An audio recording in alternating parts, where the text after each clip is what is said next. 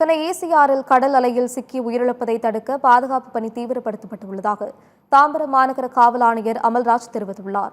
தாம்பரம் மாநகர காவல் ஆணையகத்துக்கு எல்லைக்குட்பட்ட பனையூர், கானாத்தூர், கோவளம் போன்ற பல்வேறு கடற்கரையில் கடல் அலையில் சிக்கி தொடர் உயிரிழப்பு சம்பவம் அதிகரித்து வருகிறது.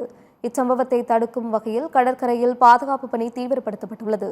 தாம்பரம் மாநகர காவல்துறை சார்பில் எச்சரிக்கை பலகைகள் பல்வேறு இடங்களில் வைக்கப்பட்டுள்ளன. அதேபோல் கடற்கரையில் போலீஸ் பாதுகாப்பு பணி அதிகரிக்கப்பட்டுள்ளது என தெரிவிக்கப்பட்டுள்ளது. இந்த 3 வருடங்களில் சுமார் மொத்தமாக 32 பேர் கடற்கரையில் கடலில் அடிக்கப்பட்டு இறந்திருக்கிறார்கள். இதன் காரணமாக இந்த முக்கியமாக விபத்துகள் நடக்கக்கூடிய இடத்தில் அதிகப்படியான காவலர்கள் நியமிக்கப்பட்டு யாரும் தெரியாதவர்கள், நீச்சல் தெரியாதவர்களோ அனுபவம் இல்லாதவர்களோ கடலில் இறங்க வேண்டாம் என்று கேட்டுக்கொள்கிறோம்.